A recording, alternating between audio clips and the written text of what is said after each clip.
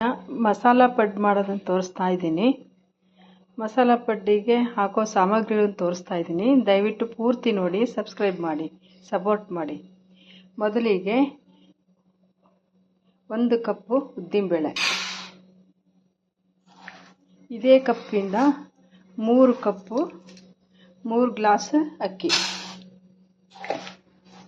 Ration ಅಕ್ಕಿ ಆದರೂ ಆಯಿತು, ನೀವು ಉಪಯೋಗಿಸೋ ಯಾವ ಅಕ್ಕಿ ಆದ್ರೂ ಅಡ್ಡಿಲ್ಲ, ಮಾಡ್ಬೋದು. 3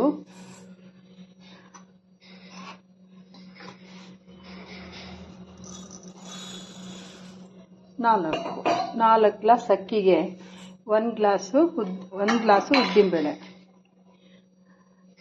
ಸಬ್ಬಸಿಗೆ ಸೊಪ್ಪು, ಈರುಳ್ಳಿ, ಕರಿಬೇವು, ಉಪ್ಪು, ಇದು ಮೆಂತೆ, ಹೆಸರುಬೇಳೆ, ಕಡಲೆಬೇಳೆ. ಹೆಸರುಬೇಳೆ ಬಿಸಿಲಿಗೆ ತಂಪಲ್ವಾ, ಅದಕ್ಕೆ. ಉದ್ದಿನಬೇಳೆ ಯಾಕೆ ಡಿಮ್ ಆಗಿದೆ ಕಲರ್ ಅಂತ ಯೋಚನೆ ಮಾಡ್ತಿದ್ದೀರಾ? ಇದಕ್ಕೆ ನಾನು ರೇಷನ್ ತಂದ ತಕ್ಷಣ ಪ್ರತಿಯೊಂದು ಕಾಳು ಬೇಳೆಗಳಿಗೆ ಸಾಸಿವೆ ಎಣ್ಣೆ ಒಂದೊಂದು ಸ್ಪೂನ್ ಹಾಕ್ಬಿಟ್ಟು ಹಚ್ಚಿಬಿಟ್ಟು ಇಟ್ಬಿಡ್ತೀನಿ. ಹಾಗಿಡೋದ್ರಿಂದ 6 ತಿಂಗಳಾದರೂ ರೇಷನ್ ಹಾಳಾಗಲ್ಲ, ನುಸಿ ಆಗಲ್ಲ. ನೀವು ಇದನ್ನೊಮ್ಮೆ ಟ್ರೈ ಮಾಡಿ ನೋಡಿ, ಸರಿನಾ? ಈಗ ಪಡ್ಡಿ ಹಿಟ್ಟು ಒಗ್ಗರಣೆ ಕೊಡೋಣ. ಈರುಳ್ಳಿ, ಜೀರಿಗೆ ಹಾಕಿದ್ದೀನಿ. ಸ್ವಲ್ಪ ಇದು ಬ್ರೌನ್ ಆಗೋವರೆಗೂ ಹುರ್ಕೊಳ್ಳೋಣ.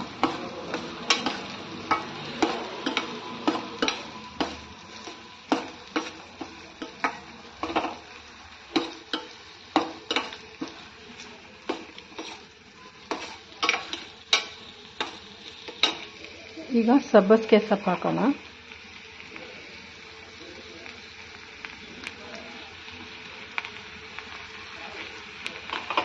ಕೊತ್ತಂಬರಿ ಸೊಪ್ಪು,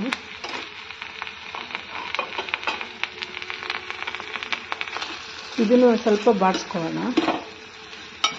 ಆ್ಯಕ್ಚುಲಿ ಪಡ್ಡಲ್ಲಿ ಇದೆಲ್ಲ ಬೇಯುತ್ತೆ, ಪಡ್ಡು ಬೇಯುವಾಗ, ಆದರೂ ಸ್ವಲ್ಪ ಬಾಡಿಸ್ಕೊಳ್ಳೋಣ.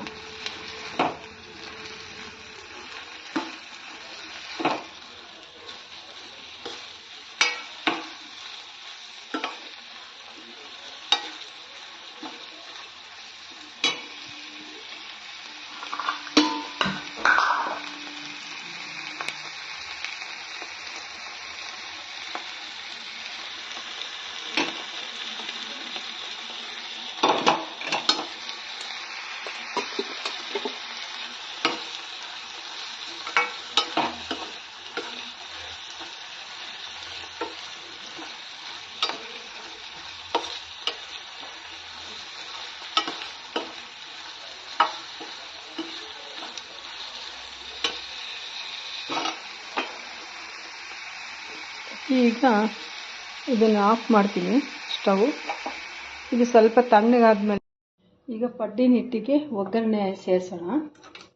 ಸಬ್ಬಸಿಗೆ ಸೊಪ್ಪು, ಕೊತ್ತಂಬರಿ, ಕರಿಬೇವು, ಈರುಳ್ಳಿ, ಹಸಿಮೆಣಸಿನ್ಕಾಯಿ,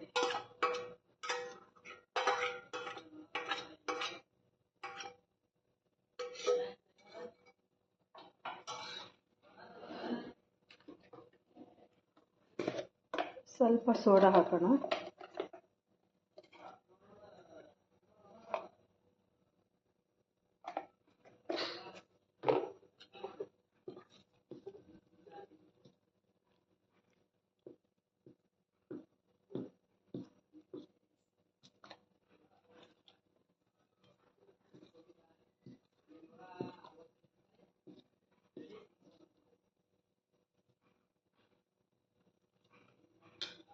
ಈಗ ಹಂಚಿ ಕಾಯ್ಲಿಕ್ಕಿಟ್ಟು ನಿಮಗೆ ಮಾಡಿಬಿಟ್ಟು ತೋರಿಸ್ತೀನಿ.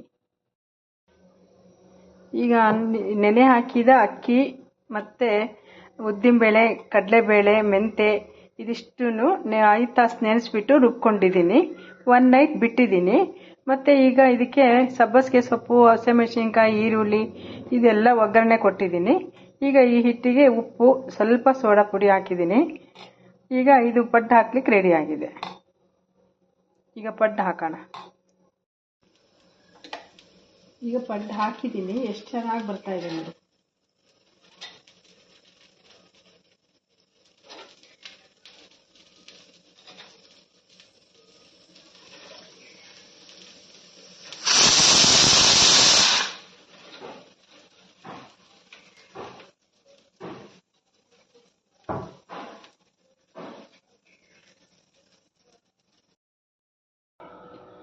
ಈಗ ಪಡ್ಡು ಚಟ್ನಿ ಸವಿಯಲು ರೆಡಿಯಾಗಿದೆ. ಒಮ್ಮೆ ಟ್ರೈ ಮಾಡಿ ನೋಡಿ, ತುಂಬ ಚೆನ್ನಾಗಿರುತ್ತೆ ಈ ರೀತಿ ಮಾಡಿದರೆ. Thank you.